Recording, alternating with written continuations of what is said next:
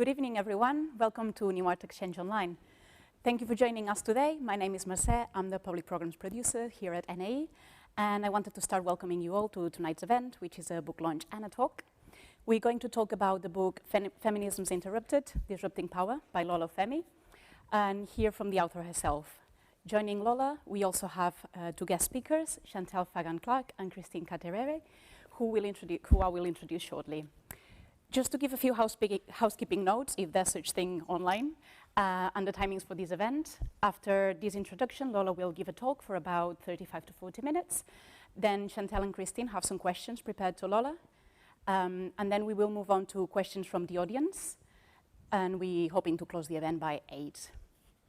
While delivering content online, NAE strives to create a safe and secure environment where guests, staff, and audience can work together confidently and in mutual respect. Please refer to our guideline for engaging in online events. These should be sent to you together with the link to these events. Please remember that this event is being recorded and it may be shared online. Feel free to talk to one another using the chat feature. To ask questions during the Q&A, you can use the chat function, and please start your text with questions so we know which are questions and which are just comments. If there are a lot of questions, we will curate them for Lola. You can ask questions throughout the talk, but we'll only be answering them during the Q&A. Just before moving on to introducing our guests, I wanted to give a shout out to our event collaborators and friends at Five Leaves Bookshop. Five Leaves is an independent bookshop in Nottingham, and they're currently offering our audiences 30% off Feminisms Interrupted in-store and online using the code NAE at the checkout. I believe this offer will stand until the end of next week, so get your orders in if you don't have the book yet. So on to tonight's event. More than just a slogan on a t-shirt, feminism is a radical tool for fighting against structural violence and injustice. Feminism Interrupted is a bold call to seize feminism back from the cultural gatekeepers and return it to its radical roots. Lola Olufemi's book explores state violence against women, the fight for reproductive justice, transmisogyny, gendered Islamophobia, and solidarity with global struggles, showing that the fight for gender liberation can change the world for everyone when we refuse to think of it solely as women's work. Introducing testimonials from Sisters Uncut, migrant groups working for reproductive justice, prison abolitionists, and activists involved in the intergenerational fight for Kurdish and Palestinian rights, Lola Olufemi emphasizes the link between feminism and grassroots organizing. Reclaiming feminism from the clutches of the consumerist neoliberal model, Feminist Interrupted shows that when feminist is more than a label, it holds the potential for radical transformative work. A little bit about our guests. Lola Olufemi is a black feminist. She has written and spoken at numerous events about feminism and decolonization across the country, and was a member of the NUS Women's Campaign and NUS National Executive Committee. She is the author of Feminisms Interrupted, in Power, published by Pluto Press 2019. Welcome, Lola. And in conversation with her, we have members of two Nottingham-based collectives, ABC and She Freaked. ABC is All Black Connect. They're the New Art Exchange resident collective of young people, a platform highlighting what is to be young, black, present in Britain through artistic expression and discussion. ABC also hosts Between the Lines book club, where they read books seasonally and collectively share thoughts and ideas. ABC read Feminism Interrupted in May, just before lockdown. From ABC joining us this evening, we have Chantal Fagan-Clark. Hi, Chantal. Chantal is an artist currently residing in the suburbs of Nottingham. Her work explores fragmented identities and draws inspiration from scripture and mythos. She's interested in learning more about the art administration, curation, and archives. She's also a member of the New Northern Queer podcast series called Nourish. And welcome also to Christine Caterere. Christine is a visual artist and cultural producer based in Nottingham, and she's also a member of She Freaked, a collective of women artists and creatives of African heritage. So welcome you all. Welcome to our panelists and speakers today. Without further ado, I'm going to move it on to Lola. Thank you so much to the New Art Exchange for inviting me. Thank you to Massa for that introduction. Thank you to Chantal and Christine for being in conversation with me. So I'm going to speak for about a half an hour, 35 minutes. So here we go. 1. What is feminism? In a way, this is an impossible question to answer. Feminism is many things. Its genealogies are scattered and various. It has been birthed many times. It has many different homes and histories. When we invoke it, we are invoking the multiplicity and complexity of that history. Feminism looks different in the hands of post-colonialists, Marxists, family abolitionists, communists, Black studies scholars, community organizers, cultural theorists, and policymakers. Feminism as an object has been passed down, handed down through generations of reproductive labor, of care. Many become feminists by understanding the inner workings of their home, reflecting on the hardships of their mothers and their grandmothers, by studying their hands. Some become feminists because they see the trauma inflicted on themselves and others. They use feminism as a means of reclaiming agency, of understanding the body, of recognizing how it keeps score. Feminists understand that the divide between public and private is a false one. Too often, the private, the personal, has been a way to relegate women's pain to the realm of the unseen and to hide the processes of exploitation that occur and that make it possible. The process of coming to feminism is a moment.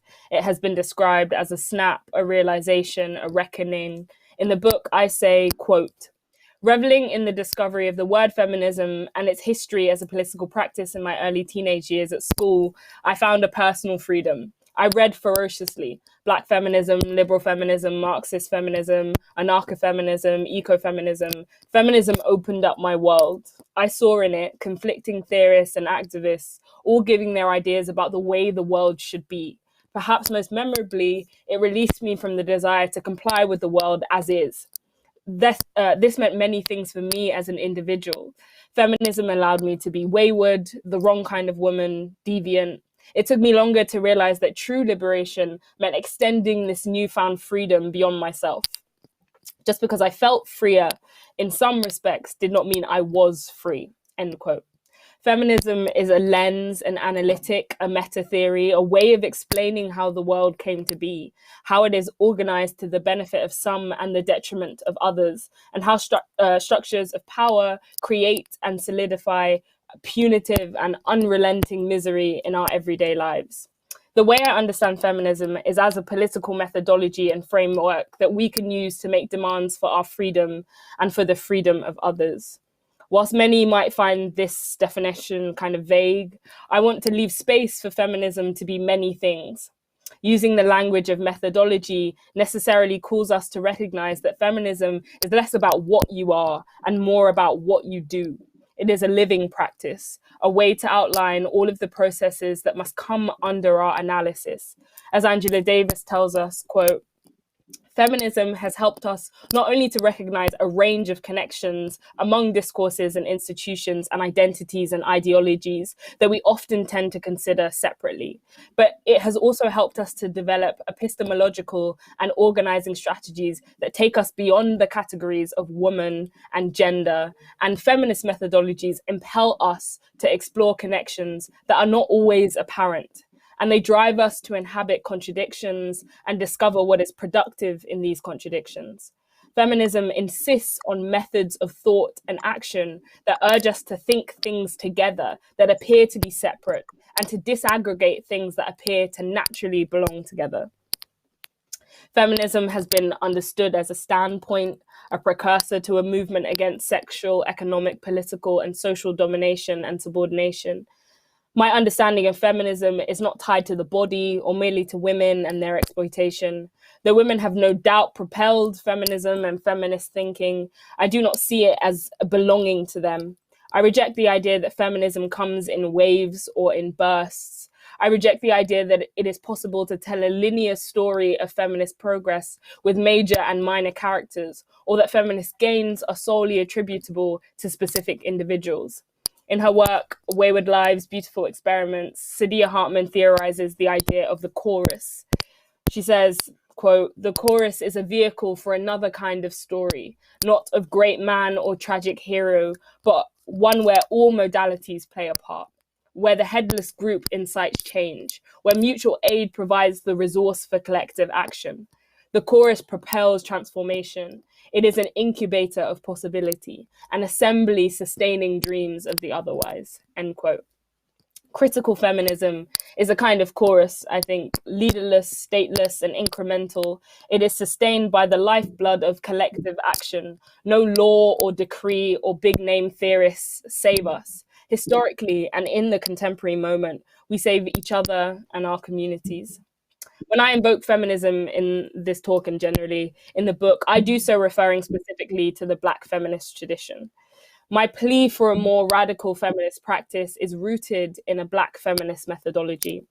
I understand Black feminism using Jennifer Nash's definition, quote, a varied project with theoretical, political, activist, intellectual, erotic, ethical, and creative dimensions. Black feminism is multiple, myriad, shifting, and unfolding. To speak of it in the singular is always to reduce its complexity, to neglect its internal debates and its rich and varied approaches to questions of Black women's personhood.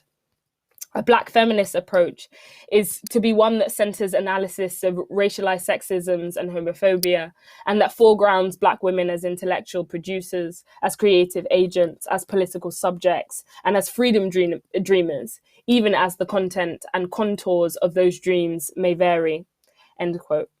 Black feminism is distinct from other kinds of feminist practice, I think, because it has always been informed and indebted to lived experience. It has expanded on and complicated other political frames by rejecting a single issue approach, identifying and remedying gaps in theoretical knowledge and practice, and by expanding the remit of major theoretical frames. Lived experience not as feeling or identity, but lived experience as a consequence of a series of material conditions that fix us in certain places, that limit our ability for a free and expansive existence. Claudia Jones, in her work as a Communist Party member and community activist, a virulent anti-racist and anti-imperialist and feminist campaigner, coined the term super exploitation to properly attend to the unique nature of the Black women worker and Black women's labor, and how structures of race and gender shaped labor production and extraction, under-theorized by Marxists. She argued that the Black woman was the barometer for all women, and that it was impossible for Marxists and communists to fully combat capitalist exploitation without attending to her position, that is the position of the Black woman worker, because their understanding of the structures they sought to abolish would be incomplete. The Combahee River Collective, a socialist lesbian feminist collective from Detroit, outlined their position when they stated, quote, "We are socialists because we believe that work must be organized for the collective benefit of those who do the work and create the products, and not for the profit of the bosses. Material resources must be equally distributed among those who create these resources. We are not convinced, however, that a socialist revolution that is not also feminist and anti-racist will guarantee our liberation," end quote. Lola, Black I'm feminists. really sorry to interrupt you. Could you please keep your earring away from the microphone? We keep hearing a click, click. I'm really sorry. They're really nice earrings, but the sound is quite disturbing. Sorry. I can take them off. That's probably better. Thank you so much. Sorry. No, that's okay. Black feminist scholars have always inverted seemingly neutral universals and proceeded from there. They understood that life at the periphery afforded them a specific vantage point from which to reassess everything. They understand that the promises made by Marx, Engels, by Gramsci, Foucault, by white male thinkers were so often made without them in mind. They have attended to how Black life is so often left under-examined. Gail Lewis has attended to this in her work, arguing that the figure of the Black woman is an oscillation between the visibility of her body and the erasure facilitated by discourse and by public policy. She says, quote, "The Black woman is among the poorest in society and yet too austere to be loved, to hold her intimates close, austere but not hurt by austerity, receiver of benefits but not beneficent," end quote. Sylvia Wynter's critique of the dominant form of humanism as exclusionary and the emergence of the idea of man coded white and European was another major intervention in understanding how even the category of human was not redemptive. groups like the Brixton Black Women's Group, OAD, the Organisation of Women of African and Asian Descent, and other Black feminist formations across the UK in the 80s and 90s, campaigning against sexual violence, virginity testing, police brutality through coordinated campaigns, political education, sit-ins, squatting, strikes, highlighted how freedom and the claim to a livable life began in local communities and necessarily involved an antagonistic relationship to the state. Black feminists know that every marker is laden with power. Feminists like Stella Nyanzi, a Ugandan feminist scholar in prison for her anti-authoritarian political poetry, have shown us the cost of confronting power and that the stakes are high. Feminism involves us putting something on the line. This is the legacy that I situate myself in, a feminist who have risked something in the fight to live better. These examples and many more have taught me not only what feminism is, but what feminism should do. My aim in writing Feminism Interrupted was to remake the case that feminism is one of the tools that we can use to build and work towards liberated futures. I say futures plural because I understand futurity to be a chaotic, non-linear and multiplicitous event. Liberated futures have been at the core of feminist demands for decades. They refer to a future in which systems of domination no longer reign. A liberated future, as I understand it, requires the abolition of prevailing structures of violence such as capitalism, racism, and sexism. There are a number of routes to freedom. To prescribe just one, I think, narrows our understandings of how abolition calls us to rethink absolutely everything. What is time outside of capitalism? What is the body? What is gender? What is love? What is being without violence? Abolition is the opposite of gradual reform or remaking.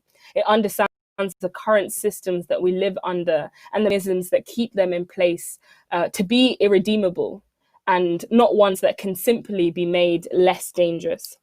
These abolitionist demands or ideas are often dismissed as not possible, but to take them seriously means to rethink what we understand the future to mean. When I say future, perhaps people think I mean something to come, but the liberated futures that critical feminists ask us to build are futures of now. They are, as Tina Camp tells us, a performance of a future that has not yet happened, but must, end quote. That's what it means to me to think about feminism as a living, breathing object, to know that the work of thinking, organizing, imagining is never done. To work towards this future is also to recognize the discursive limits of our current environment and to think strategically to recognize that woman as an identity category that we are forced in the current schema to use in order to barter in the arena of representation. So we might provisionally tolerate these kinds of essentialisms, provisionally tolerate unifying under the idea of woman as a strategic coalition. We might utilize this idea of the unitary position woman, even as we know that trans women, Black women, whole swaths of the population have routinely been denied access to womanhood historically and in the present moment. But we might use it to advocate for specific reforms or appeal to policy in order to attend to the urgency of the moment, or because it helps us to make gains. As long as woman is a designation that is recognized politically, it's merely another avenue that we can use. We make these claims in order to get free, but we have no allegiance to them. We may abandon them as soon as they begin to fail us. We can recognize the way that they fail us, even as they help us to make progress. This is what it means to think strategically. 2, what are we for and what are we against? In the book, I make a number of claims. The one that best frames my argument is that the kind of feminism that has emerged in a neoliberal age has gutted the methodology of its transformational potential. It is important to ask ourselves, what are we for and what are we against? In making a specific case for the way the world should be, we have to decide early on whether we wish to improve the world for everyone, including those who have been banished to the realm of the unthinkable, or for just some women. In the book, I define neoliberalism as, quote, the imposition of cultural and economic policies and practices by NGOs and governments in the last 3 to 4 decades that have resulted in the extraction and redistribution of public resources from the working class upwards, decimated infrastructures of social care through austerity measures, privatized the welfare state, and really individualized the ways that we relate to one another. The neoliberal model of feminism argues that inequality is a state that can be overcome in corporate environments without overhauling the system. It centralizes the individual and their personal choices, misguidedly imagines that the state can grant liberation, seeks above all to protect the free market, and fails to question the connection between capitalism, race, and gender depression. This model of feminism, this model of feminist thought is most appealing to those who have a limited knowledge of radical history and the gains fought and won by activists who dared to demand what was once deemed impossible. The consumerist promise of success that neoliberal feminism offers is hollow because it is a superficial promise made only to those who can access it.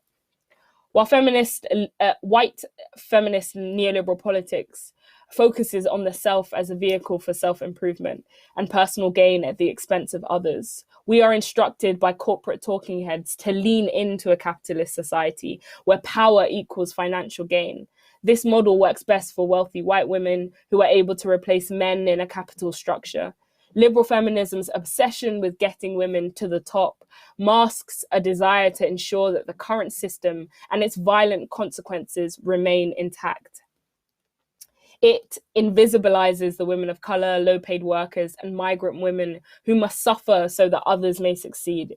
It makes their exploitation a natural part of other women's achievements. In this approach, there is no challenge to hegemony, only acquiescence. The boardroom has become a figurative battleground upon which many stake their feminist aspirations. If we are to challenge this, we must ask, what about the fate of the low-paid women who clean the boardrooms, and what makes their labor so expendable? A feminism that seeks power instead of questioning it does not care about justice. The decision to reject this way of thinking is also a decision to reject easy solutions. We all have to ask ourselves at some point, who will I be and what will I do? What can my politics help me articulate? What violence will it expose? End quote. When we hear feminism reduced to instances of everyday sexism, gender stereotypes, statues, the faces on our banknotes and television shows, we see the liberal sleight of hand. Liberal feminism lowers the stakes. It tells us that we can achieve a better world by keeping governing structures firmly in place. It reduces the nuance and complexities of feminist history to policy wins. It has no words for women in prison. It assumes that they deserve to be there. It has no words for women in detention. It argues that borders are necessary to protect the nation state. It has no words for the women who die at the hands of the police. They are merely collateral damage. It has no words for women engaged in sex work. It casts them out of the scope of feminist protection, framing them as traitors. It remains committed to chromosomes as a determiner of fate, despite radical feminism's long rejection of biological markers. When feminism is reduced to what individual women do, it quickly aligns itself with power. If one woman's individual success is every woman's success, we are told that we can and should identify with the women at the top of the corporate ladder, and that ladder, that hierarchy, is the only way that we can think about our potential as people. In one poem, Wendy Trevino writes, quote, "Let me tell you, we can't individually win in this world and simultaneously create another together," end quote. I think what she's calling us to realize is that if we dream of liberation, if we want it, we're going to have to relinquish ideas of individual success and really grapple with the idea or the fact that getting to the top, climbing the rungs of institutions and corporate ladders, always relies on someone else's suffering. That suffering is built in. That's something that we all have to contend with, or else we will have to relinquish the claim that we are attempting to improve the world for the benefit of all. Silvia Federici posits the idea of the commons as a principle of social organization, in opposition to the individual subject. She says, quote, Overcoming this state of oblivion is where a feminist perspective teaches us to start in our reconstruction of the commons. No common is possible unless we refuse to base our life and our reproduction on the suffering of others, unless we refuse to see ourselves as separate from them, end quote. Building a commons and alongside a community means we're refusing the idea that our lives and our labor are unconnected to one another. So what are we against? Capital, the border, imperial war, exploitation, suffering, violence, all those systems that would have us die before we are ready. Allowing neoliberal feminism to trick us into thinking that a critique of neoliberalism is the work. The work is a transformation of our conditions. 3, complications. The most important thing that we can do when combating liberal feminism and its insistence on bringing the police, the courts, and institutions into our lives is to complicate the idea that these institutions are fundamentally good or that they make our lives better. Carceral feminism, feminism that is invested in punitive responses, that only sees justice as deliverable through laws and courts, wants us to believe that the police are saviors, that they rescue women from their abusers, from traffickers, and keep us safe. Complicating this means asking, what about the communities for whom calling the police has meant being shot in cold blood? What about those communities that daren't call the police because they are, when they are in danger, because they are afraid of the repercussions of police presence? They are more afraid of the repercussions of police presence than they are about being harmed. Those women cannot silently escape our attention. What happens if we place them at the center of our thinking? If we know that Black women die disproportionately at the hands of the police, women like Dorothy Gross, Cynthia Jarrett, Sarah Reed, Annabelle Landsberg, and Joy Gardner, if we begin to say their names and transform them from easily forgettable statistics to women with histories, families, aspirations, we must ask, what is the purpose of the police and the detention system? Is it right that some women must die so that others are protected? And perhaps most crucially, do we wish to be the recipients of that kind of protection? By that I mean, do we wish to prop up and defend systems that perpetuate harm and premature death? Abolitionist Ruth Wilson Gilmore describes racism as the, quote, state sanction or extra legal production and exploitation of group differentiated vulnerability to premature death, end quote. In the book, I write, abolition begins, quote, abolition begins with an end to prison expansion, a fight against the privatization of prisons and the immediate release of all political prisoners. Abolition feminism begins at home. It resists the desire to catastrophize, what do we do with all of the murderers, and realizes that murder is not only uncommon, but that in many contexts, it is also entirely avoidable. It focuses on how we might create the conditions to transform the relations that cause crime in the first place. It asks us to identify the areas where our communities are sick and suffering and to propose solutions that do not involve detention, restriction, sectioning, policing. It asks us not to call 999 on somebody who is vulnerable and could be helped in another way. Abolition is about building the conditions that make it impossible for the prison to exist. It is about questioning how prison became the answer to social problems. It's about thinking about how we might attend to the problem of sexual violence, for example, without prisons. I write, quote, the principles of transformative justice offer us a challenge. Instead of relying on the law, prison, and police to rectify the harm committed by an individual, we undergo a process of community accountability. A group of friends, a church, an organization come together and design a process to hold an individual to account without sending them away.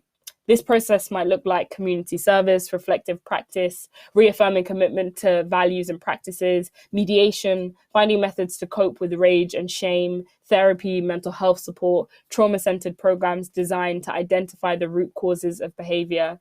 Jackie Wang tells us, quote, the prison is a problem for thought that can only be unthought using a mode of thinking that does not capitulate to the realism of the present. What counterspell is powerful enough to break the prison stranglehold on our imagination? When sex workers like Annalee Alderton, Paula Clennell, Gemma Adams, Tanaya Nicole, Annette Nichols, Christina Abbott, Daria Pienko die at the hands of male clients, we must ask ourselves if the criminalization of sex work addresses the most urgent needs of vulnerable women. Liberal feminists claim to be invested in protecting these women, but they do so by rejecting the myriad shifting and complicated reasons that women enter sex work in favor of a moralistic objection to the sale of sex. Sex workers are best served by a policy environment that does not make it harder for them to earn money by pushing their work underground. Whether or not their jobs are empowering is irrelevant. The stakes are too high. Sex workers Juno Mack and Molly Smith argue sex workers asked to be credited with the capacity to struggle with work, even to hate it, and still be considered workers. You don't have to like your job to want to keep it. And in doing so, implore us to recognize that the only way to ensure that women do not die when engaged in sex work is to ensure that they have access to labor rights in an arena where sex work is decriminalized. What liberal feminists won't tell you is that many sex worker rights activists would like sex work to disappear because they would like work to disappear. They recognize that in the meantime, the best thing for all of those pushed into exploitative industries in order to survive is an end to austerity and a proliferation of resources, safety nets, and unemployment benefits. Many sex workers supporting them also means abolishing the idea that individuals could ever move between nations illegally, so that no person is forced across the border, stowed away in a plane, in the back of a lorry, in a boat, or forced to sell sex. So no person becomes the victim of a rescue mission, police raid that lands them in prison or deported or destined to be forgotten about. 4. Imagining. Quote, imagine this. A world where the quality of your life is not determined by how much money you have. You do not have to sell your labor to survive. Labor is not tied to capitalism, profit, or wage. Borders do not exist. We are free to move without consequence. The nuclear family does not exist. Children are raised collectively. Reproduction takes on new meanings. In this world, the way we carry out dull domestic labor is transformed, and nobody is forced to rely on their partner economically to survive. The principles of transformative justice are used to rectify harm. Critical and comprehensive sex education exists for all from an early age. We are liberated from the gender binary strangling grip and the demands it places on our bodies. Sex work does not exist because work does not exist. Education and transport are free from cradle to grave. We are forced to reckon with and rectify histories of imperialism, colonial exploitation, and warfare collectively. We have freedom to, not just freedom from. Specialist mental health services and community care are integral to our society. There is no state as we know it. Nobody dies in suspicious circumstances at its hands. No person has to navigate sexism, racism, disableism, or homophobia to survive. Detention centers do not exist. Prisons do not exist, nor do the police. The military and their weapons are disbanded across nations. Resources are reorganized to adequately address climate catastrophe. No person is without a home or loving community. We love one another without possession or exploitation or extraction. We all have enough to eat well due to redistribution of wealth and resource. We all have the means and the environment to make art if we so wish. All cultural gatekeepers are destroyed. Now imagine this vision not as utopian, but as something well within our reach. End quote. The thought experiment that opens this book, Feminism Interrupted, is an invitation. I wrote it to try and materialize what is often dismissed as impossible.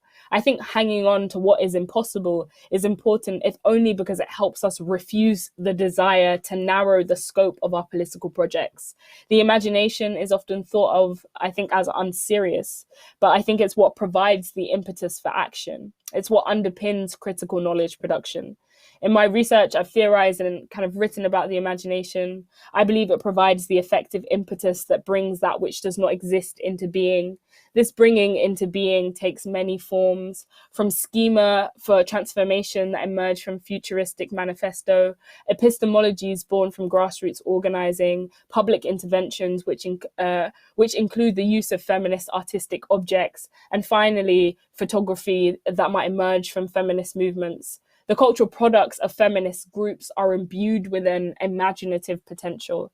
They are not only products of how these groups think and act and respond to the world around them, their production changes how others, outsiders, spectators, think, act, and respond.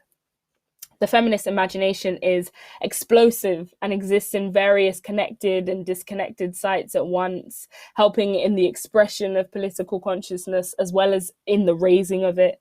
I want to emphasize again that the imagination resists singular taxonomies. It's an unwieldy phenomena and its currency is chaos. It's an important component for feminist activists and organizers and artists. If we treated it less as an abstract object and more as something that can be cultivated, harvested, then we might recognize it for what it is, an endless pool from which to draw on. So how can the imagination be harvested and to what end? I think the feminist imagination is a project of outward expansion. Outward expansion. It is concerned with getting beyond individuals. Feminist work is collective work. By imagining together, we create the transformative relations that are central to the worlds we strive for and challenge the individualistic tenets of this one. Whether on a local or global scale, the imagination enables a process of thinking that destroys boundedness and pushes the limits of what is conceivable. When feminist organizers and thinkers and scholars when they create and document, they are engaging in a complex process of world building. Any progressive resistant process requires a teleological pool from which to draw on. The feminist imagination is that teleological pool. It not only creates movements, it sustains and justifies them. It legitimizes them. It undoes entire epistemes and clears a space for us to create something new. Though this newness or the demand for something else can never fully be realized in the realm of the discursive, that means that words can never really capture it. It exists in other registers. It can be felt, heard, touched, viewed. The structural limits of this world restrict our ability to articulate all that the imagination is capable of conceiving. What I'm arguing is that feminist organizers, thinkers, and scholars, they're engaged in a battle to defy those structural limitations and much, much more. In their Xenofeminist manifesto, Laboria Cubonics write, anyone who's been deemed unnatural in the face of reigning biological norms, anyone who's experienced injustices wrought in the name of natural order will realize that the glorification of nature has nothing to offer us, the queer and trans among us, the differently abled, as well as those who have suffered discrimination due to pregnancy or connected to child rearing. If nature is unjust, change nature, end quote. Maybe the imagination can also help us undo the falsity of biology in an environment where trans life is being rendered impossible. It might expose the way genetics, biology, scientific racism have been used as a schema to reify oppressive social conditions. It might loosen our attachment to chromosomes as a catch-all explainer of our oppression. Maybe it might help us understand that sex and gender are categories that do not exist absent of the meanings that we attach to them. And as such, we can change nature, and we need to in this new world we seek to build. To end, I want to say, if you take anything away from this, that feminism's promise is care. We can and should hold our imaginations in our hands and put them to good use through focused grassroots organizing. We can be pessimistic and determined at the same time. I want to end with a poem by Diane de Prima, who recently passed, from her collection Revolutionary Letters.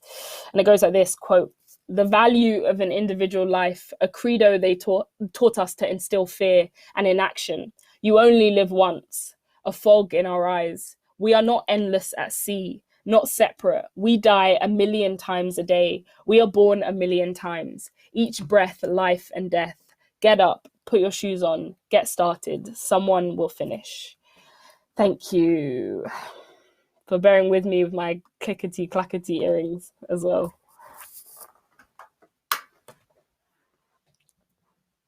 Hello, Lola. First, I'd like to say thank you for writing this book. I found it deeply transformative, personal and empowering. Now, I've always considered myself a feminist, but this book has made me question what that means and also what it means going forward. Well, I was raised in post-colonial Zimbabwe, and I've always considered myself a feminist because I was around all these women whose strength and capacity to overcome diversity was unparalleled. However, this meant growing up seeing womanhood as synonymous with struggle and oppression. So my first question is a two-parter. You speak of the waves of neoliberal feminism and the erasure of Black feminist history. Could you please talk about what text, artwork, or experience first opened you up to this reality and led you to pursue the path you're on? And secondly, what thinker, art, or experience would you recommend for someone that struggles with the very concept of feminism? I think that is a really, really good question. I think in a UK context, I think for me, this is a question about origin points. And I think I came to understand feminism as a theoretical body of work in a quite a boring way through school, like sociology. But I think for me, university was extremely transformative in my understanding of the expansive nature of feminist thinking. And there I had been in school as well, but I was really immersed in a kind of Black feminist tradition. And for me, what was really edifying and what was really crucial in understanding feminism's potential, especially in the UK context, was understanding the kind of feminist history that exists in this country by groups, like embodied by groups like the Brixton Black Women's Group and OAD. And so I would say kind of reading Heart of the Race, Black Women's Lives in Britain was a seminal kind of text for me. Also reading Left of Karl Marx, which is a kind of biography of the life of Claudia Jones as a communist and as somebody who was really core to kind of like labor movements in the UK, but also in expanding the scope of communist and Marxist kind of thinking around feminism and its connection to feminism. So that's so those that book's by Carol Boyce Davies. Those for me were like really seminal texts, alongside kind of engaging with the archive, like the work of Girl Lewis, the work of Stella Dadzi. Another really good book in the UK context is a book of kind of essays, poems, and other kind of reflections called Charting the Journey, that was out and that was published by a feminist press that is no longer running, but was called Sheba Press. Which was really, really kind of crucial, not only in feminist publishing in general, but in giving or allowing the kind of work of radical thinkers to be passed around, basically, and to be read on a kind of wide scale. So those for me were really kind of crucial thinkers. Other people, Audre Lorde, obviously, Bell Hooks. I could go on for ages, but and in a newer sense, people like Wendy Trevino, Jackie Wang. I really like Hannah Black's work. I like feminist. I think I'm drawn to work that helps us obviously question the conditions that we're in. I think Anne Boyer's work does that really well as well. But also I think work that gives us a glimpse of what could be. I'm really interested in a future kind of orientation. I'm interested in a politics of abundance and a politics of getting beyond the world that we are living in now. And there are loads of ways, there are loads of people doing that. So I guess hopefully that answers your question. And part two, which is, what do you suggest for someone that struggles with the very concept of feminism? I would say maybe Feminism is for Everybody by Bell Hooks. I think that's an incredibly, what I think is so kind of crucial about Hooks's writing, even though she herself is like a contested figure, is that she writes so clearly and so transparently about the promise, like what feminism's promise is, essentially, and also the histories of feminism and how we might use feminism as a tool, an analytic, a lens, I would say Audre Lorde as well, because I think she does an incredible thing that poets are able to do, feminist thinkers and poets and artists, I think, are able to do, which is imbue feeling with a political dimension, right? To take seriously this idea that how we feel about the world is also a political question. And I think her writings, especially like essays like Poetry is Not a Luxury, or thinking or reflecting on the 60s and stuff like that, really give you a sense of the stakes of feminist movements in those contexts, and the kinds of critical questions that they were asking. I think, hopefully Feminism Interrupted, if it's helpful for other people. But I think, starting, I hate to be prescriptive, actually, about, where people can begin, because I think it's about understanding which elements of this political project speak to you, much like any other political project, whether it's Marxism, socialism, etc. Like understanding which thinkers are really able to critically pinpoint and give voice to how, your relation to the world. Starting there and then extending from that. I'd also recommend maybe Revolutionary Feminisms, which just came out, which is a book that just came out that was being published by Verso, which might be an excellent start and gives a really good overview of kind of transformational politics and feminisms. Angela Davis, I could really sit here forever, but maybe. Thank you. Well, I'm also going to say thank you for the book.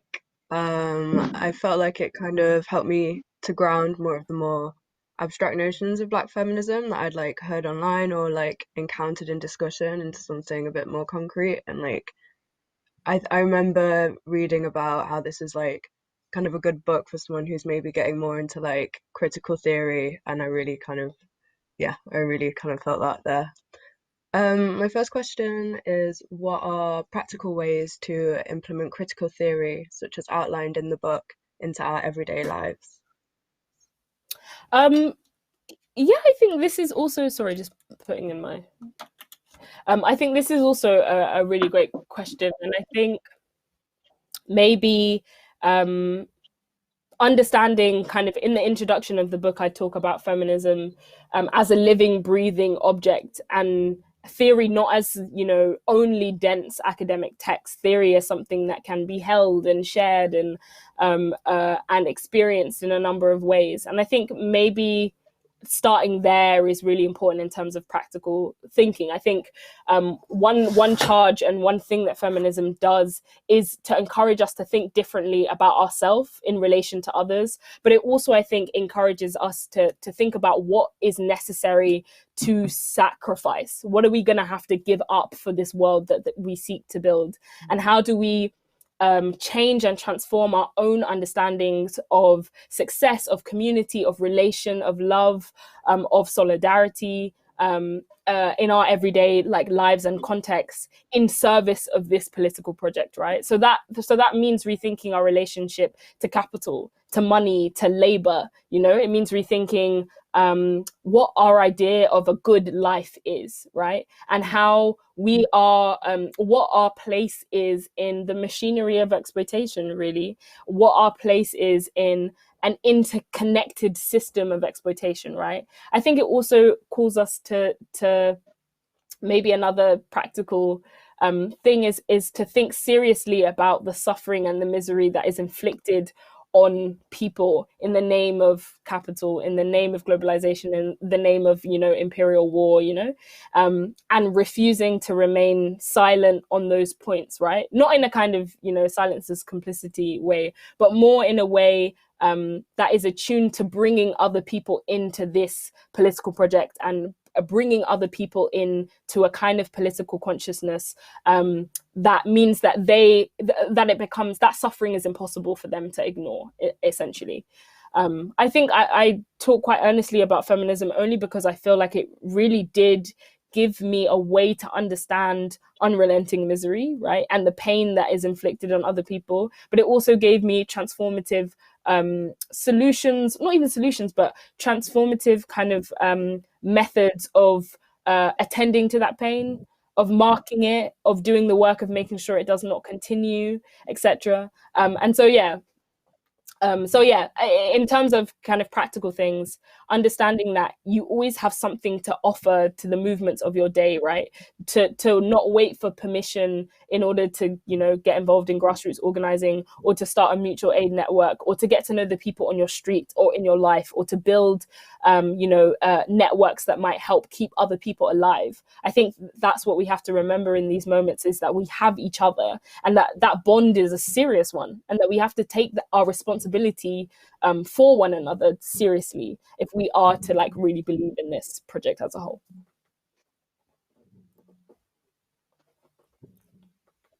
So Lola, you address feminism in such a broad scope in the book. You talk about art, food, reproductive rights, transmisogyny, gender Islamophobia, and Black feminism, among so many other things. How did you decide how to narrow it down and what to focus on, what to interrupt? What to interrupt? I think I guess I wanted to do two things with the book, and hopefully I managed to do them. Debatable. But I wanted to kind of intervene in in what I saw as critical conversations put forward by mainstream feminism in this contemporary moment. And so in terms of thinking about what the chapter structure would look like, I was like, what are mainstream feminisms talking about, and what are they not talking about, right? So they're talking about sexual violence, but they're not talking about how carceral feminism extends the prison system, right? So so that's what inspired the chapter, that sexual violence is prison is not the answer to sexual violence. As a way to intervene in a conversation where carceral feminism, that is feminism that is invested in punitive solutions, so solutions that involve policing, prison detention, to attempt to critically analyze that, and also to present another way for thinking about how we might deal with harm, essentially, in our communities. So I saw that kind of mainstream feminist thinking was very much underpinned by this idea of we will make a law about this thing and then this thing will go away, and continuing to criminalize certain kinds of behavior, so making misogyny a hate crime, etc., as a means of ending gendered violence. And I and a myriad of other kind of radical thinkers understand that is not the way that we will end gendered violence. So I wanted to intervene there. I wanted also with the book to invite people into critical thinking, and to not patronize people by imagining that you have to begin with a liberal feminism and then become more radical, right? I wanted to make the radical arguments there and then. As someone who's been involved in and is involved in organizing movements, it was also easy for me to narrow down what the chapters of the book would be, because I was thinking, the people that I organize with, the thinkers that I'm really engaged with, and the people who I think are doing transformative work, what are they talking about? What are their concerns? And their concerns are the decriminalization of sex work, the questioning of gender as this innate and immutable, immovable fact of life, an engagement with the archive and history, thinking about abortion beyond the scope of the law, etc. So in that way, that's how I kind of came to what the topics in the book. So my next question is, how can we overcome feelings of losing the battle? So, an excellent question. I think that this question often reoccurs, and it reoccurs in the talks and the kind of material that the feminist thinking that I've engaged with as well. And it is this thing of what is to be done. We know what is to be done. We know which prevailing systems of violence must end for us to live this transformative life, for us to, engage in this vision of more livable futures. But how do we contend with the fact that that is not an immediate, it doesn't seem as if that is an immediate possibility for us, right? What do we do with that? And for me, I think it starts with really unpicking and reassessing our concept of time, because I think it is a really masculinist way to imagine that progress is one straight line, and we begin here and we end here, and everything in between, is kind of struggle. I like to think of progress, of movement, of liberation, of that liberated future as a kind of chaotic and multiplicitous event. So happening in 1 million different directions at once, and understanding that when we are part of the sit-in or the strike, or when we show solidarity, or when we work to end austerity, or when we prevent the closure of the domestic violence service, we are ushering in that future that we are orientated towards. That, so it's kind of what I said in the talk of that those futures are now, right? And understanding yourself as situated in a legacy of work means that you don't exist with the idea that the aim is to win, because we will always lose. The world is not structured in a way that is in any way kind of open to our demands, open to the worlds that we seek to build. So we have to get used to losing, in that sense, quote unquote losing, but to understand that the work is necessary anyway, because somebody else will see that world, and that we strive to deal or to attend to the urgency of the moment. And so if we can change something small, that is still a worthwhile project. If we can transform our relations with one another, even on an interpersonal level, that for me is also a transformative project. And we do the work of laying the ground for those other revolutions, minor and major, that are happening and will be happening at any kind of given time.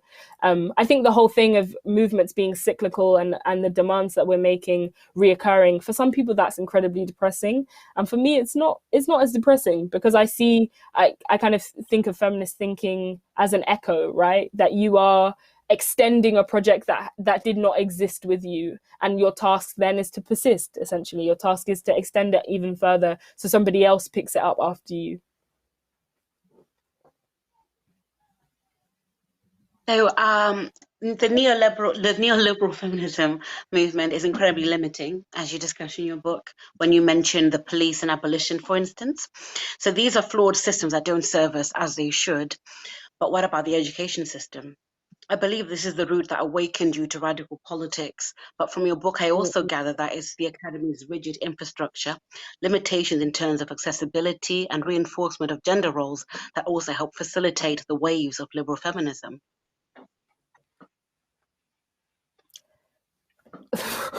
Sorry. So basically, should we demolish the education system? Should we reevaluate how we're taught? Because you've come through the system and it served you well, but then it's also failing others.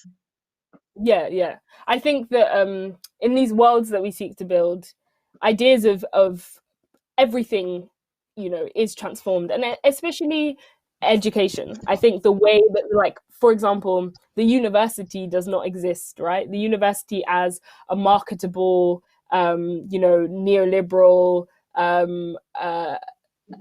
kind of thing that is built on the idea of competition, for example, doesn't exist. Education is free, but also education takes on new forms. I think when we're thinking about revolution, when we're thinking about these worlds that we're ushering in, we also have to recognize that everything that we understand about this world is changed in those contexts. So education takes on a new meaning. I think in the world that we're currently living in, it's clear that like you so rightly point out, education is incredibly flawed. It is for the benefit of some to the detriment of others. It is elitist. It is, in this country, based on the ascension of essentially 2 universities at the expense of everybody else.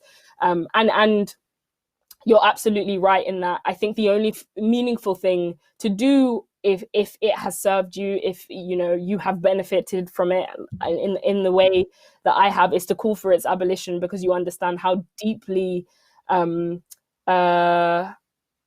immoral it is. Maybe immoral is the wrong word, but how kind of deeply unfair and inequitable that system is, right?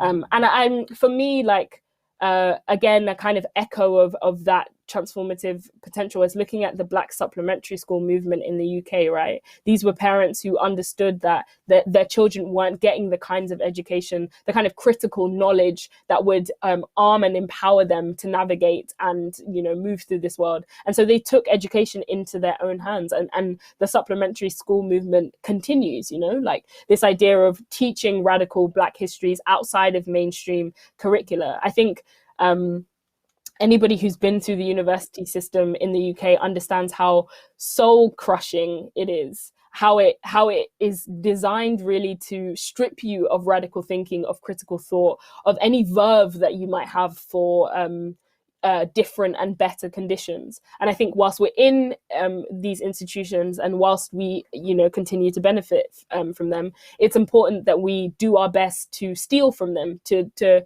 redistribute resources in the way that we can, and to decenter the university as the main point of knowledge production, so that so that legitimate knowledge isn't bounded in the academy, in journal articles, in these kind of very elite spaces, that it becomes a project for everyone. Thank you. No, carry on, Miss. I was just going to say, my final question for you today, Lola, is should we open up the conversation with people who disagree, and how can we handle these disagreements? I think that in the work of raising political consciousness, and in the work of attempting to make these arguments, we'll come across people who obviously, haven't heard of these political frames, maybe don't believe in the same futures that we believe in, are very content with the way the world is, are content with exploitation and suffering, etc. I think it's important for us to recruit people into this project, right? To really convince people that we could live in a different way, and to really encourage them to believe in that principle. But there's also a difference between that and kind of knowing who our enemies are, right? We know who we stand against. We know who the people who continue to prop up the border regime, the detention regime, the prison system, the state that neglects whole swaths of the population, the government that requires asylum seekers to live on less than £40 a week, right? We know what we name ourselves in opposition to. And so when thinking about those people, I think it's important that we make clear what we stand for and what we stand against, and also make clear the distinction between wanting to engage in good faith with anybody who is willing to critically kind of consider what we are saying, essentially wanting to engage in good faith with them, but knowing that our energy is wasted when we attempt to convince our enemies to be on our side, right? That the struggles that we are engaged in are struggles. That means that we are resisting something. There is a tension there that needs to be maintained, right? And that cannot necessarily be dealt with through argumentation, through debate, which is what we're taught at university is the main means of transformation, which I think is deeply flawed. We're not going to argue fascists into not being fascists. I think what's important is we on our side begin to think strategically about the ways that we link our struggles and the work that we're doing, so that it's most effective, and name that thing that we stand against.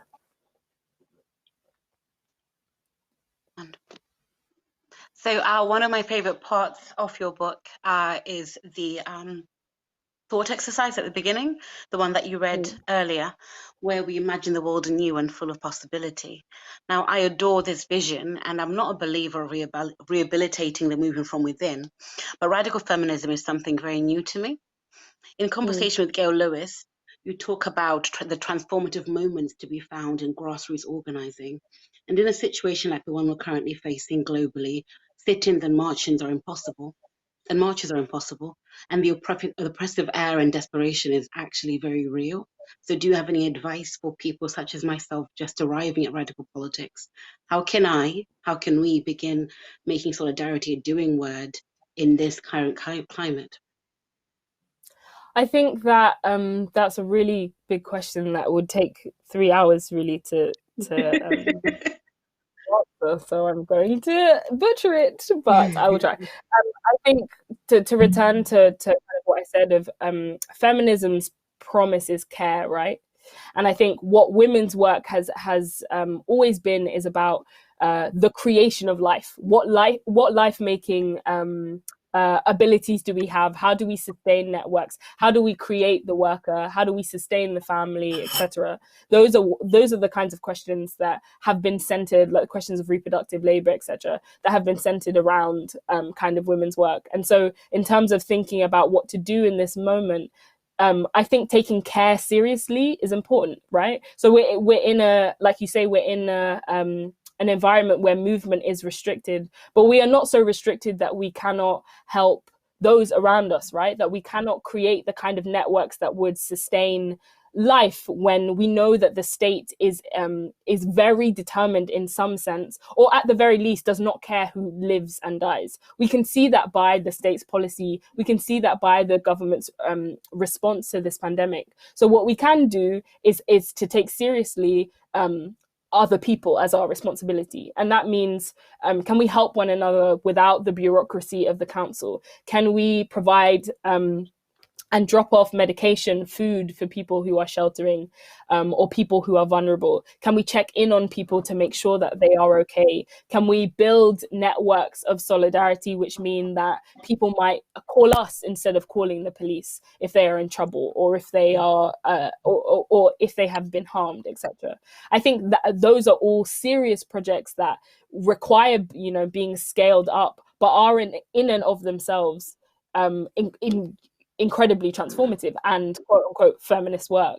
I also think in terms of internationally, it's become so much, I think with the movement towards kind of, surveillance, it's become really we can know what is happening across the world, essentially, what the things that are happening at any given moment, and so that can be incredibly overwhelming. But we also with the internet and with new means of connection can have these routes through which we might share strategies and resources. And what I talk about in the book is how so many of the movements that we see in our respective contexts have been inspired or take their strategic kind of line from other movements that have happened across the world. And that shows us that if we do not capitulate to the border, if we do not capitulate to the idea of geography and the boundedness of the nation, then we do have a big sway and influence over each other's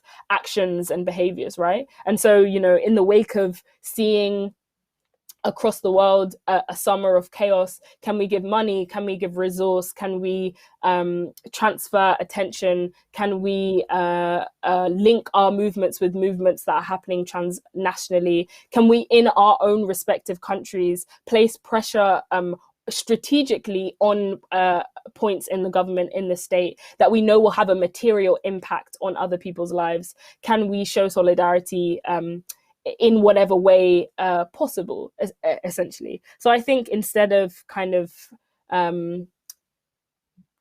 understanding the task to be overwhelming, because the task is always overwhelming and we are always, instead of that, thinking that we are always kind of like at the point of crisis, that the world has always been in crisis for someone.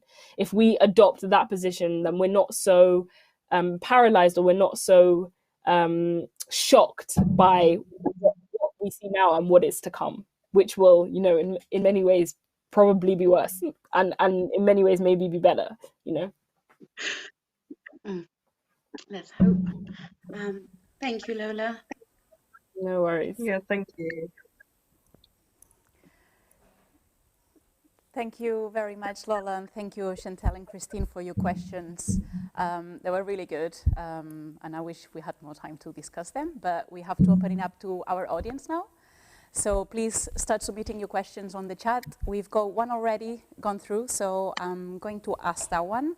And I believe this is for Lola, but I guess everyone can join in. This is from Mika. They say, thank you for the talk. And the question is, do we lack knowledge of Black feminism from non-English speaking countries and from the developing world in the UK? Yes, I think that we do. I think in general, when you're living kind of in the metropole, when you're living in, you know, the West, there is a kind of an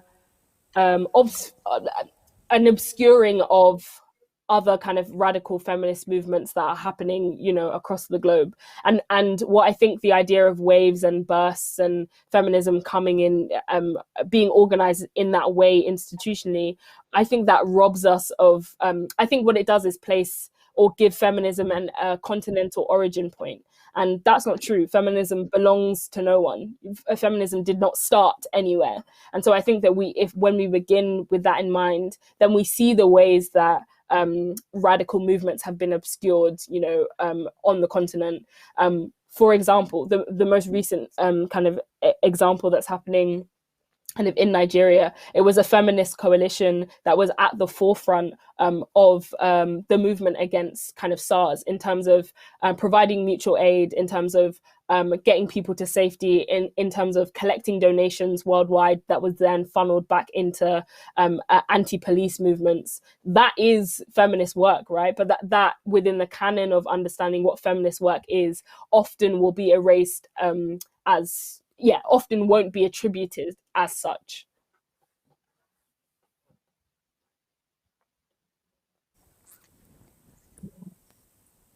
Any more questions? Do you want to speak on that, Christine?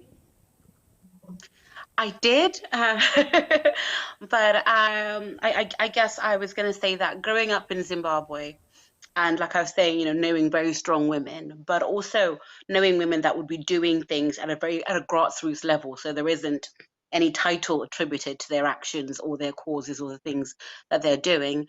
You tend to forget that not everyone is considered a feminist in a very titled way, because they're out there doing things, and not everything is recognized, I guess. So yeah, feminism is definitely alive and kicking in places other than English-speaking places. And I think that's one of the things we need to change, the perception that you have to be in a certain mold or a certain class or a certain type of person to be considered a legitimate feminist. And I think those movements that you mentioned are kind of strategically leaderless as well. You know, I think the idea of the charismatic leader is so present in Western radical social movements, right? We can think of specific names that become figureheads, but actually to move, to be many, to act as a collective, is to have no singular person, right? To have nobody identifiable as the attributor of ideas or the attributor of specific actions. And in ways that gets you erased from the retelling of history of feminism. But I think it is actually the best strategy moving forward, to go back to Hartman's idea of the chorus and the kind of leaderless movements. It's collective effort, isn't it? That's how you can have any kind of win.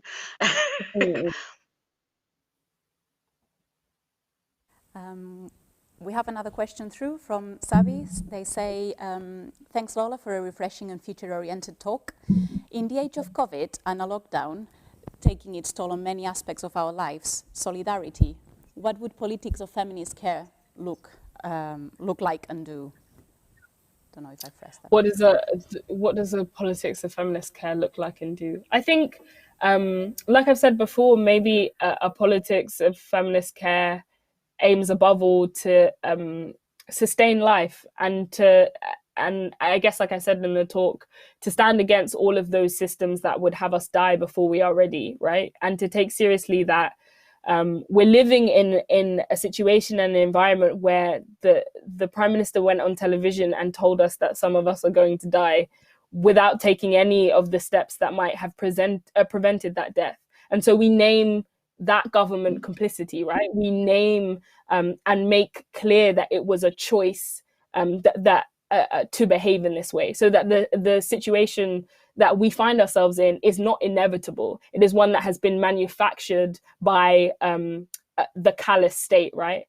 And I think actually really recognizing and reckoning with that is central to a politics of care, because it turns us away from the state in terms of looking for answers. But I think that is what is at the core of this moment, in terms of the ways that we relate to each other, thinking about what we can do. What we can do is cut our ties and our allegiance to the government, you know, or to the nation, or to the idea that to the idea that we have, to the idea that there is nothing, that essentially all we have is each other, essentially, to cut our allegiance to the idea that the state is what gives us our relationships, or that we must be in a benevolent relationship to the state where it hands out benefits, it hands out, etc., blah, blah.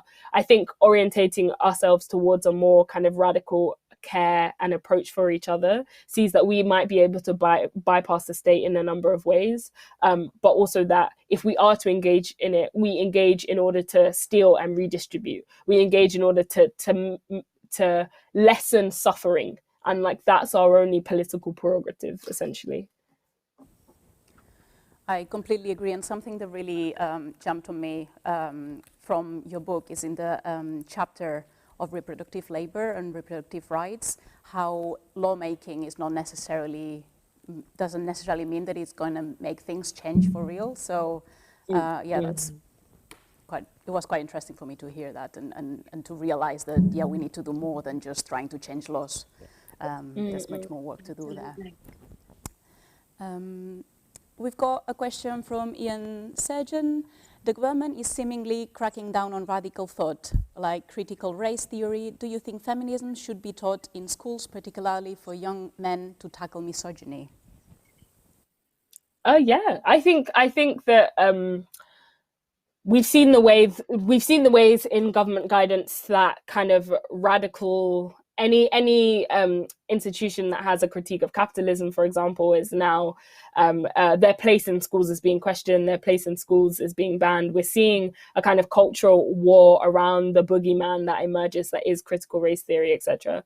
I think feminism should be taught in schools alongside, a whole range of the ideologies that have underpinned radical social movements. But I also think it's important to understand feminism not only as a tool that helps us change behavior, so not only as a tool that might help men be better, but as a tool that might materially change the way that we live. So change structures, like economic structures, change political structures, change social structures, so that even the idea of a gender binary, even the idea of man and woman are called into question, right? We're looking for a kind of feminist practice, or a kind of practice that moves us beyond this idea of like the individual man who is bad, who can be changed by feminist intervention, right? We want something a lot more revolutionary than that, I would say. But yeah, I do think that feminism, if only because I think it helps spark something that is picked up outside of these institutions, right? So I was going to say the same, but I was also going to say that the trouble with that is that the sort of feminism that would be taught in schools is the one that Lola is trying to dismantle. So that would be the only issue, but it would be like a gateway to people understanding more about how the world should be and what change we can enact.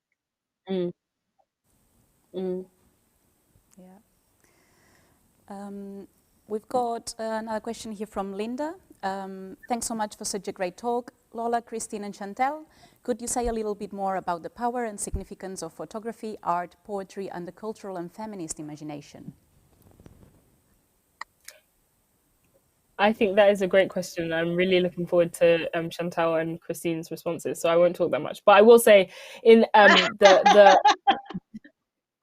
art chapter in the book was really such a joy to write, because I think that what art and artistic practice can do is open up a space for reflection, right? But also be a tool for propaganda. And I think that art is most useful, politically useful as a tool for propaganda. And I think a lot of artists do themselves a disservice when they imagine that their art alone is the political response, right? Or that their art alone is politically useful, because it still exists within the same kind of oppressive structures. It still exists inside the bounds of the museum, inside the bounds of the gallery, which is very akin to the university,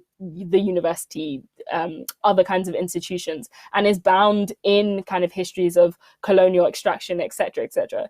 But when done properly, when done in a way that really foregrounds potential and political possibility, I think art is that thing that helps us remember we are alive. It helps us remember that we have feelings, and that our feelings and our responses to things are important, and that they might be able to shape our political consciousness. They might be able to shape how we feel about the world in ways that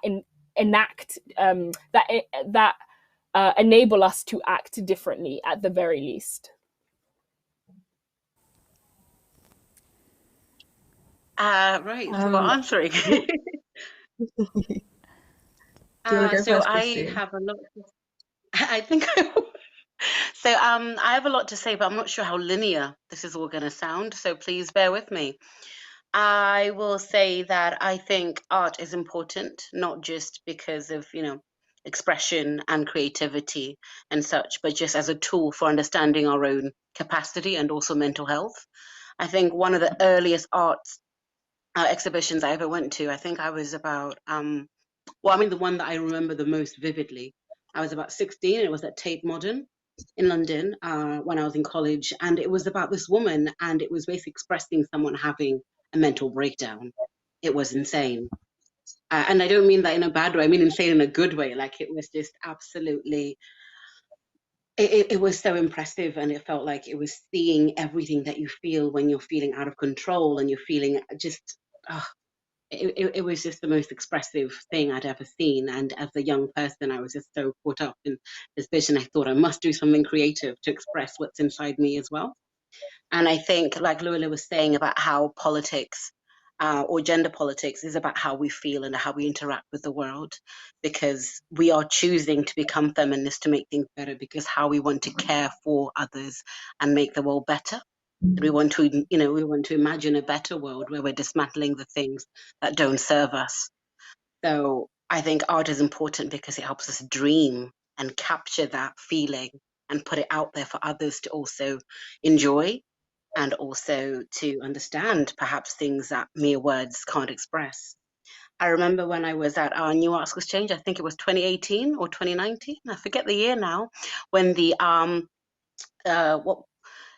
Africa State of Mind was on a New Arts Exchange. And I remember going through each gallery, and just each space was just so transformative.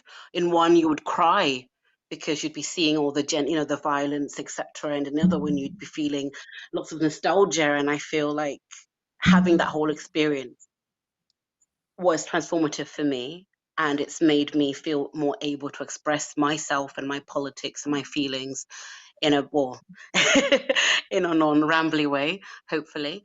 So I think that art is important, and I forgot the question.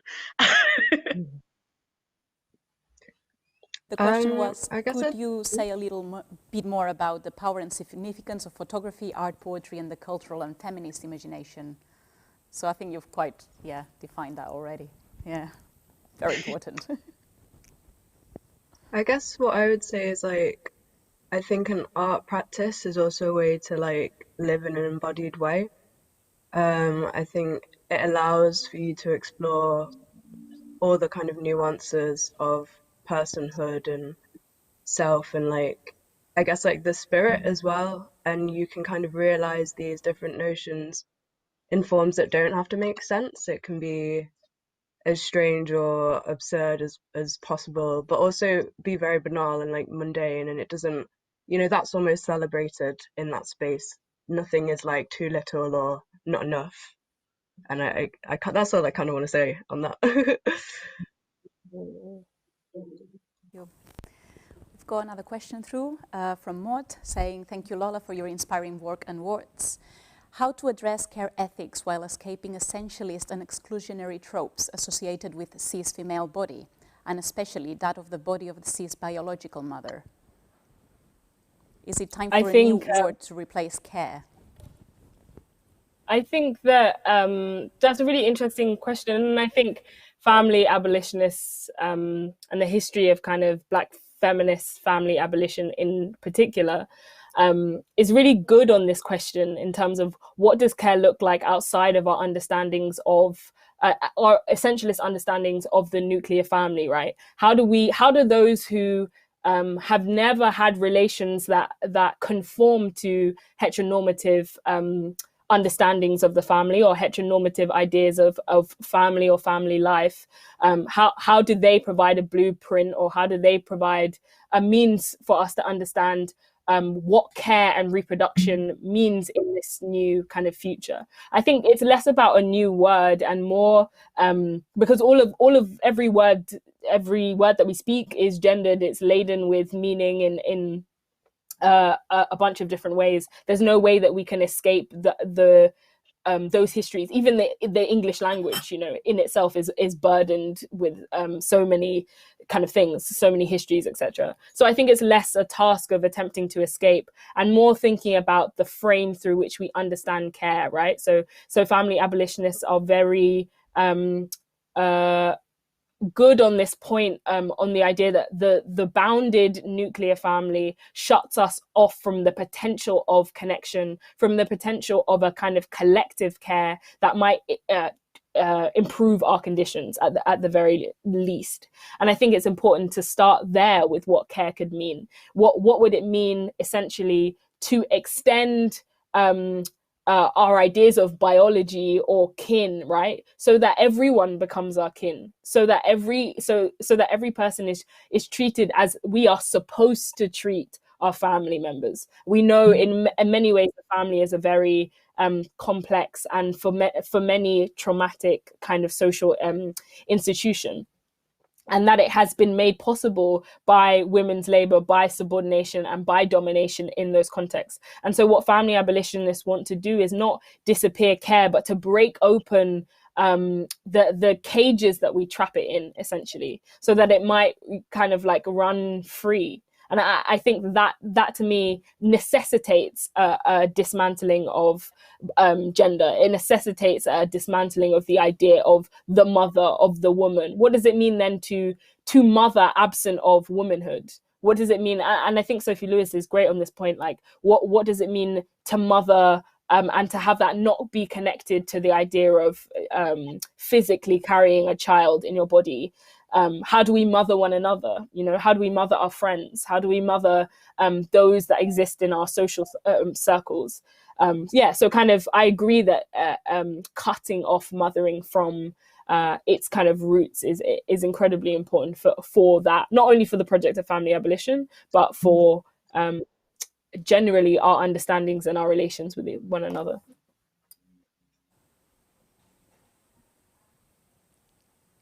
Anything to add? No, I'm kind of reluctant to say anything that would possibly take away from what Lola's just said, because she's definitely more well-read on this subject than I. But I would say that with this pandemic has come the advent of these bubbles that everyone has, where these people might not be biological family, but you are choosing to have them be your primary support network. And I know my bubble certainly isn't anyone I share DNA with, but we are very much family. And I would like that to continue beyond the pandemic, that we start to recognize that family isn't just biologic, isn't just blood, or isn't mothering, isn't just have you carried a child. So that is I think also to come back on that, like, queer and trans life is to think of all of those like queer and trans mothers like who have never had conventional nuclear families, to think of that kind of history of care as well. I think it's important for us to expand our notions of care so that we do justice to the love that happens in those environments. We do justice to those kind of radical histories of people that have been expelled from the nuclear family, that have never belonged to it because they've never been quote unquote right. I think that's also a complication that's like really inherent in understanding, you know, the possibilities of care. Thank you. Next question. How can a Black radical feminism effectively counter and rising white male supremacy without getting tangled up in oppressive institutions such as the state or its police?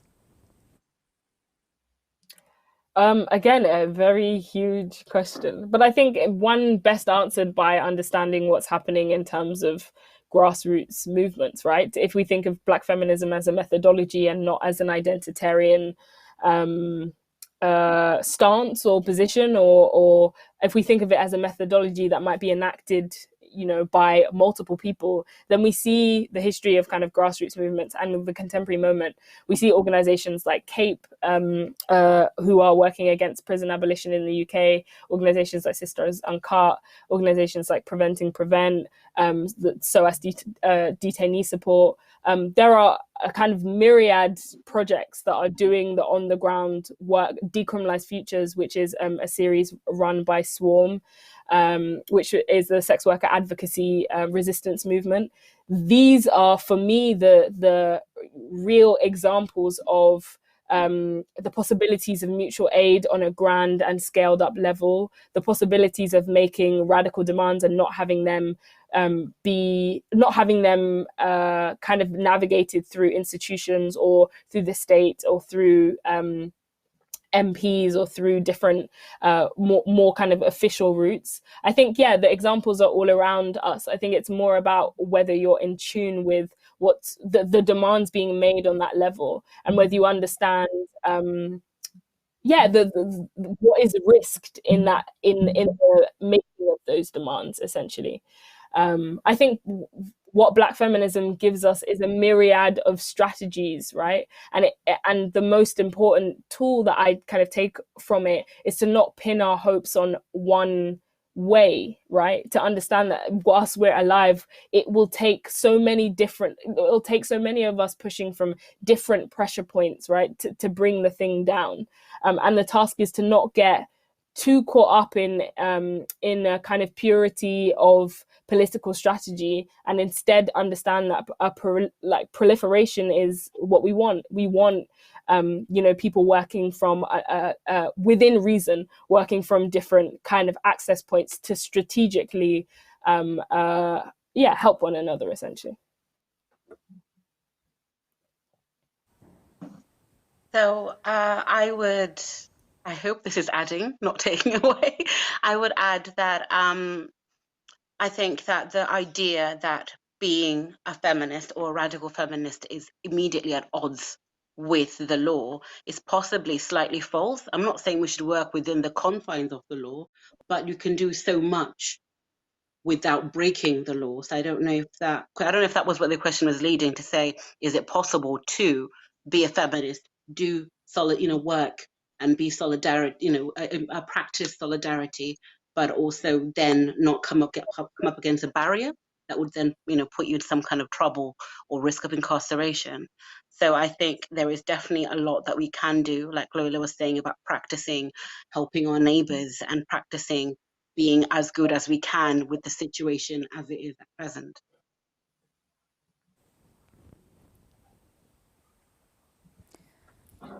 Thank you. I've got another one that kind of links quite nicely with this one. How can we tackle the current demonization of critical race theory in the media and more recently in Parliament? I think this is a really interesting question. I think I think first it's important to understand what is happening, right?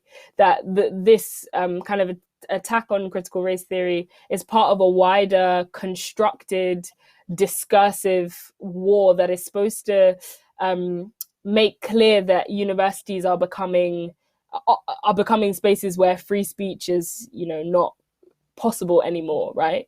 To demonize kind of radical movements or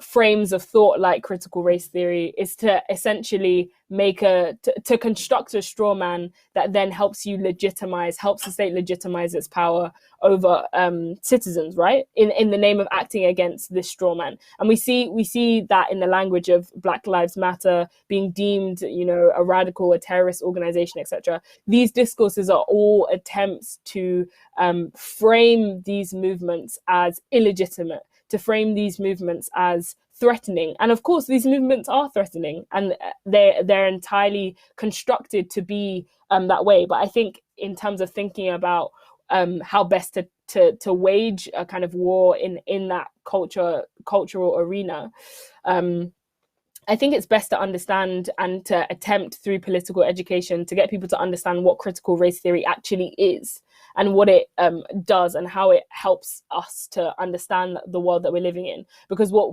we'll find consistently is that even the people who demonize it, or even the people who offer a critique within those circles, don't actually understand what the things that they're advocating against actually are.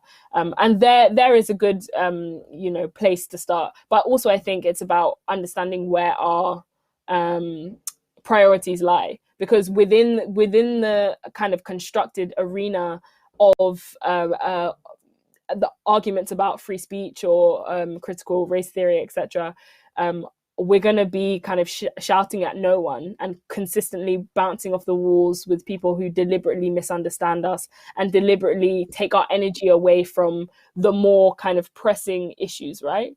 And so I think it's a thing also about being strategic about where we intervene in order to direct people to the actual definitions and meanings of these words, and where we conserve energy to help one another to for more transformative work, essentially. Thank you, Lola.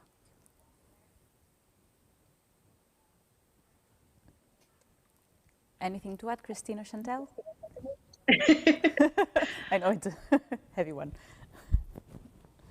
No, I just will be in awe of Lola. I know. I think as well, like, I suppose an example of this is like I had a Word document shared around to me which just had like a list of, I guess, like books to read and like different kind of resources, and just kind of sharing those amongst our communities and just kind of helping like educate each other about things and not necessarily relying on schools all the time, and like kind of, I don't know, like people who seem to like hold all this knowledge, but like just kind of like sharing it amongst ourselves as kind of like the little people, and not being too worried about saying the right thing or doing the right thing, just making sure that we're sharing information.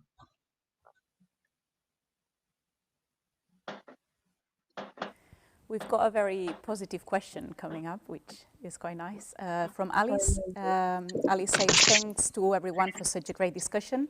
Following on from Sabi's question earlier about feminist self-care, I was wondering what has been bringing you all joy during COVID? It's a difficult one. That is a good question. I think for me, what has been bringing me joy is engaging in the work of thinkers that help me understand this moment, but also who orientate me towards the future, and also the love of my friends, the love of the people in my life. That for me has been a kind of central grounding force, and it reminds me that these are the people that make me believe that these futures are possible, on an interpersonal level, and that it reminds me of also what a politics of care might look like, and what embodying a politics of care requires of us, essentially.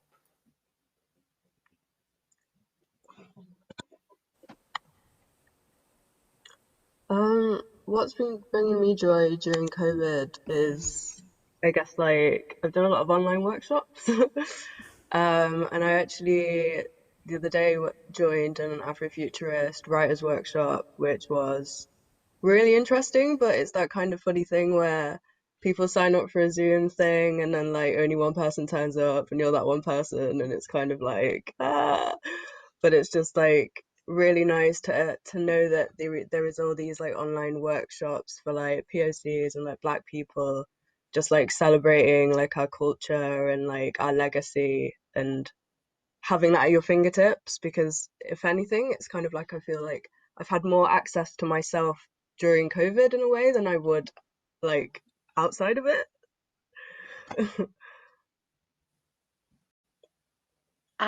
What's been bringing me joy has been just friends and, you know, getting together with my bubble and just feeling that bond with them, which I guess because of the situation forcing us all to sort of be so reliant on a small group of people and being unable to do other things or see other people, I've definitely become closer with people, and that's definitely brought me a lot of joy. I have started a book club, which has been very fun, but it's very geeky. And I was able to connect with people that are all about this super geeky stuff that I'm into. So that was quite fun. And I'm really looking forward to that. And yeah, it's just been a nice time to reflect and just think about what matters. And turns out what matters to me is friends and all the geekery in the world. So, and yeah, so that's what's brought me joy. This one as well. Yeah, following from what you say, Christine, about creating your own bubbles. My family is not in this country, so they're far away. So I had to create my own bubble, and a bubble of support, and friends are really important in that sense, because they're your chosen family, I suppose. Also focused a lot on self-care, and something that really brought me joy is that I managed, because of everything having to be moved online, which it's difficult for some of us. I managed to attend talks and performances and other things all over the globe, and that's a really great opportunity that I really appreciate, and I suppose that's kind of the bright side of things. Oh, we've got another question. Thanks for your talk, Lola. I love your feminist vision of a better world. How can we encourage more people to embrace utopian thinking as a transformative tool, and not to use the term utopia dismissively? I think that's a really excellent question. I hate how utopia is used, because often utopia becomes a pseudonym for not possible. You know, utopia becomes another way to say the impossible, but with more flowers attached. And I don't think necessarily of the worlds that I'm envisaging as utopian, or if I do, I'm thinking about them within, I guess, like following Munoz's tradition, within a methodology of like hope, right?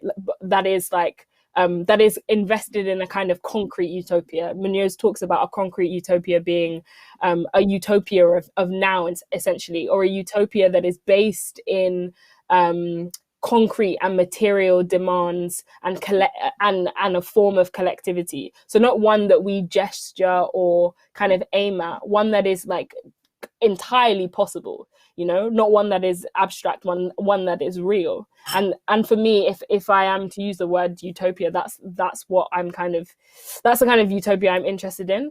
I also think that in terms of there are loads of ways that we might be able to bring people into this project, and there are loads of routes through which we might do that, and I try as best as possible not to be dismissive of all of those different routes, whether it's through a kind of artistic route, whether it's through one that is concerned, you know, purely with politics, capital P politics that we see as disconnected from, you know, art, or one that is created in how we relate to each other, one that is kind of formed when we help each other out, or when we volunteer at the food bank, or when we look after each other's children, or when we, you know, provide support and solidarity, emotional support and solidarity for one another.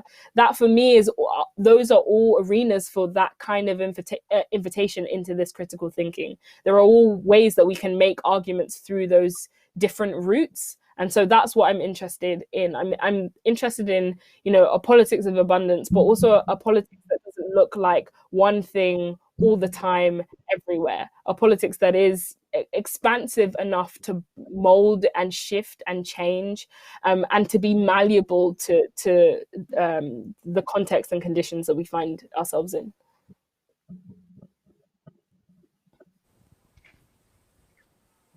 I think that being able to dream and being able to be, to look forward to kicking your tech, that kind of stuff. Sorry, guys, I am the most tech savvy person ever. So I think that being able to, I think that being able to dream and look forward to a brighter future than we currently have unfolding at present is something that's going to give people a lot of positivity. I don't think it should be looked down upon as something that is idealistic, because we need to dream, and all change has come from people dreaming about how they can change their circumstances.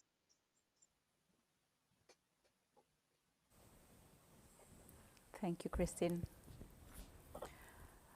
Well, there's no more questions coming through, so unless there's anyone who's typing very fast right now, I think we're ready to close the session.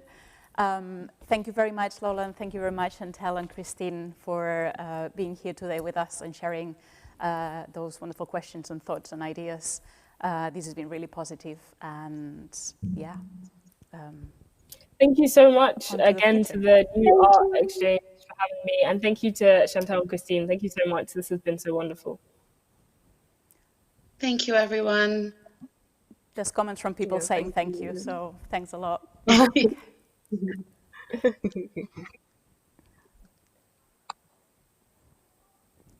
Thank you.